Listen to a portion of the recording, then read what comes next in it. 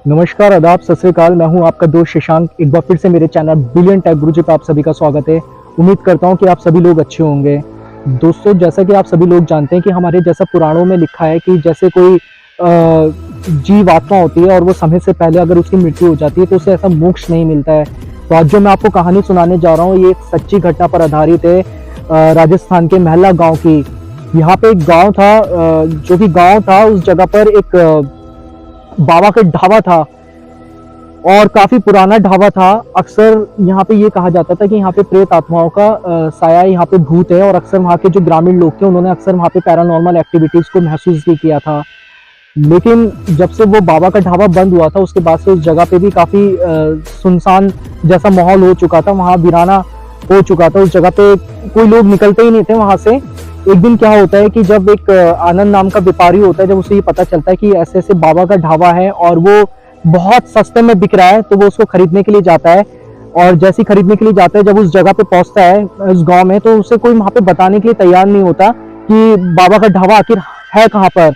जिन जिन गांव के ग्रामीण लोगों से वो पूछता बाबा के ढाबा के बारे में, तो सब लोगों के चेहरे पे एक दहशत सी आ जाती थी और वो घबरा के उसको कोई जवाब ही नहीं देते थे आनंद को, और वो वहां से चले जाते थे। खैर, आनंद जो था वो ढूंढते ढांढते उस जगह पे पहुंच जाता है और पहुंचने के बाद में उसकी नजर बाबा के ढाबे पे पड़ती है और वो क्या देखता है, वहां पे एक नौजवान लड़का खड़ा हुआ है जिसका नाम ग्रीश होता है। ग्रीश जो होते हैं वो बाबा के ढाबा के मालिक होते हैं, उनके पूर्वजों का वो ढाबा होता है। तो जब आनंद उस ग्रीश से मिलते हैं और उससे जब बातचीत करने की कोशिश करते हैं, तो ग्रीश भी उससे कुछ ज्यादा बातचीत नहीं करता, क्योंकि आनंद के जहन में बहुत सारे सवाल होते हैं कि बाबा का ढाबा जो है इसका नाम सुन के लोग क्यों घबराते हैं और लोग इस तरह से क्यों कह रहे हैं। लेकिन ग्रीश जो आनंद होता है वो इन सब चीजों को नहीं मानता है और आनंद को बस ये था कि उसको ये ढाबा खरीदना है और खरीदने के बाद में इसको खोलना है। उसके बाद में जब वो ग्रीश से इस बात में पता करने की कोशिश करता है, तो ग्रीश उसको इनकट बोलता है कि आपको अगर ये ढाबा खरीदना है तो आप खरीदिए, वरना मैं इसके रेट बढ़ा दूंगा। उसके बाद में आनंद जो होता है वो कहता है ठीक है, मैं इसको खरीदने के लिए तैयार हूँ। वो जल्दी जल्दी उससे पेपर्स पे साइन कराता है और साइन कराने के बाद में उसकी जो मूल रकम होती है वो उससे लेकर वो वहां से चला जाता है। उसके बाद में आनंद जो होता है उसकी चाबी लेके जैसे ही वो ढाबे को खोलता है, खोलने के बाद देखता है कि वो बहुत अंदर से बहुत गंदा होता है और काफी उसमें जाले होते हैं और बहुत सारी चमगादड़ होती है उसके अंदर। और जब वो जैसे ही शटर उठाता है, उठाने के बाद में बहुत सारी चमगादड़ों का झुंड वहां से निकल कर जाता है। उसके बाद में उसको वहां पर कोई भी सफाई करने के लिए वहां पर जो भी मजदूर वगैरह होते हैं तो उसको नहीं मिल पाते हैं, सब घबरा जाते हैं बाबा का ढाबा का नाम सुनने से। तो वो उसको बहुत परेशानियों का सामना करना पड़ता है और जब थक हार के उसको कोई सफाई करने के लिए नहीं मिलता, तो आनंद को मजबूरी में खुद ही सफाई करनी पड़ती है, जिसके लगभग उसको वहां पे 3 से 4 दिन लग जाते हैं और वो वहीं पर रुकता है उसी ढाबे के अंदर। उसके बाद में वो सब उसकी क्लीनिंग करने के बाद में वहां पे उसको कोई मतलब जो हलवाई होते हैं, जो ढाबे पे काम करने वाले लोग होते हैं, वो भी नहीं मिल पाते हैं। ये सारी चीजें देखते हुए आनंद जो होता है वो बाबा का ढाबे का जो नाम होता है वो नहीं बदलता है और वो खुद से खाना बनाता है। और बनाने के बाद में जब पहला दिन होता है तो उसके बाबा का जो ढाबा होता है उसमें कोई नहीं आता खाने के लिए। दूसरा दिन भी ऐसे निकल जाता है, तीसरा दिन भी ऐसे निकल जाता है।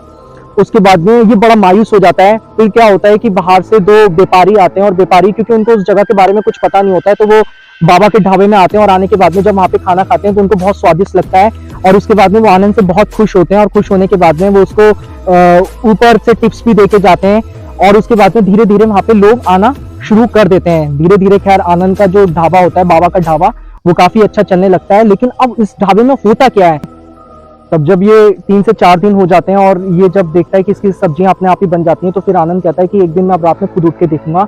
और जब ये उठकर देखता है, उठने के बाद में एक किचन में इसको एक बुजुर्ग आदमी खड़े नजर आते हैं। फिर ये उनके पास में जाता है और जाने के बाद में वो बाबा जी जो होते हैं वो सब्जी बना रहे होते हैं। फिर ये जाकर उनसे पूछता है, वो एक कंकाल तरह का होता है, बहुत ही बुजुर्ग होते हैं।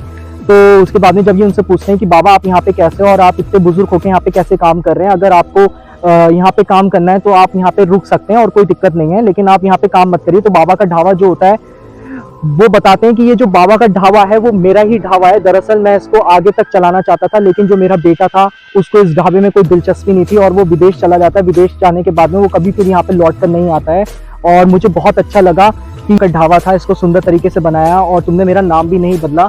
अक्सर यहाँ पे लोग आते थे इसको खरीदने के लिए, वो कुछ ना कुछ इसको बनाने के लिए कहते थे, तो मैं अक्सर उनको यहाँ से डरा कर भगा देता था लेकिन मैंने तुम्हें इसलिए नहीं डराया क्योंकि तुम इस ढाबे को आगे लेके जाना चाहते हो और तुमने इसका नाम भी नहीं बदला, और मुझे बहुत खुशी हुई। तो उसके बाद में ये जो घटना थी, फिर वहाँ से अक्सर लोगों को कुछ भी ऐसा वहाँ पे महसूस नहीं हुआ, और वो जो बाबा का ढाबा था आज नंबर 1 पर चलता है। उसके बाद में लोगों को वहाँ पे कोई भी ऐसी चीज़ महसूस नहीं होती है, और जो बाबा का ढाबा होता है वो आज भी बहुत अच्छी तरीके से चल रहा है। तो प्लीज़ कमेंट बॉक्स में आके बताएं क्या सच में इस तरह की घटनाएं होती हैं, जो प्रेत आत्माएं होती हैं, जो समय से पहले या समय के बाद में जिनकी इच्छाएं पूरी नहीं हो पाती हैं और वो चले जाते हैं संसार से, जब उनकी इच्छाओं पूरी नहीं होती, तो क्या उस तरीके से उनकी आत्माएं भटकती हैं? तो प्लीज़ कमेंट बॉक्स में आके बताएं क्या सच में प्रेत आत्माएं होती हैं या नहीं होती हैं। और ज़्यादा से ज़्यादा हमारे चैनल को सब्सक्राइब कीजिए, लाइक कीजिए एंड शेयर कीजिए। धन्यवाद।